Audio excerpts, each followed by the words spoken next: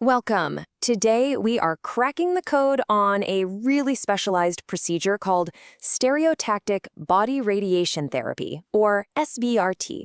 Now, if you're learning to be a coder, this is a perfect example to study because it's complex, it's collaborative, and it has some very specific rules you absolutely have to master. So here's how we're going to tackle this. We'll start with what SBRT actually is, then we'll look at who's involved, and then we're going to dive into those critical coding rules. The goal is that by the end of this, you'll have these key points totally locked in. Okay, let's get into it. And really, this is the main question we're answering today. When you see SBRT on a patient's chart, your first thought should be, okay, who's on the team? Because figuring that out is the real key to coding this whole procedure correctly. So, first things first, let's talk about the what. SBRT isn't just your standard everyday radiation, and that's exactly why it has its own unique rulebook. Okay, for any student coder, there are two keywords on this slide you've got to highlight: high precision and collaboration. High precision tells you the stakes are incredibly high, right? Being off by just a millimeter could cause serious problems for the patient. And collaboration tells you that multiple specialists have to work together perfectly. These two things are the whole reason we even have these strict specific coding rules for SBRT in the first place. All right, now let's meet the two main players in this procedure. The easiest way to think about it is like this. The surgeon is the architect who draws up the blueprint, and the radiation oncologist is the engineer who actually builds it. Look at how cleanly these jobs are separated. The surgeon's entire focus is defining that target, and that's CPT code 32701. Then the radiation oncologist takes over and handles everything else: the planning, the delivery, the management, all using codes from the 7700 series. For you as a coder, the big takeaway here is that these jobs are totally separate. They do not overlap. So let's zoom in on the surgeon's part of the job, and that specific CPT code, 32701. It's really important that you, as a coder, know exactly what this one service covers. So what is target delineation? Well, it's way more than just circling a spot on a scan. You have to think of it like a detailed, three-dimensional anatomical blueprint. The surgeon is literally creating the map that guides the entire treatment.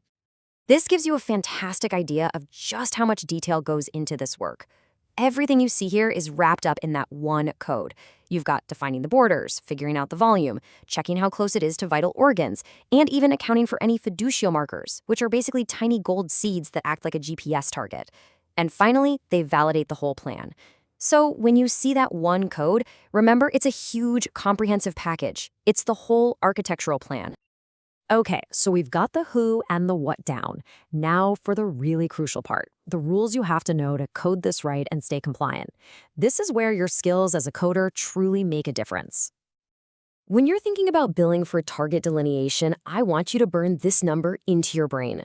For the frequency of CPT code 32701, this is the only number that matters.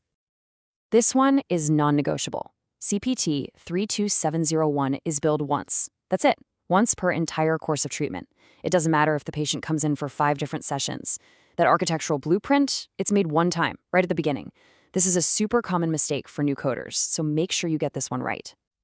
And this rule brings us right back to that two-team approach. Remember our architects and our engineer? Well, the same doctor can't be both. So if you ever see a claim where one physician is trying to bill for both 32701 and the radiation management codes, that is a huge immediate red flag for you. All right, let's boil all of this down into a simple checklist. You can think of this as your go-to cheat sheet for SBRT coding. These are the points you can take and apply to your work right away.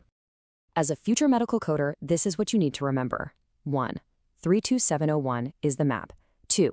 Know who draws the map and who drives the car. 3. One person cannot do both jobs. 4. That map is incredibly detailed. And 5. You only bill for the map one time. If you followed these steps, you'll make sure every single SBRT case is coded with perfect accuracy. And that's our look at the SBRT coding guidelines. As you continue in your studies, keep this question in the back of your mind. Because the framework you learned today, understanding separate roles, responsibilities, and billing rules for a team procedure, that's going to serve you really well as you run into other complex cases throughout your career.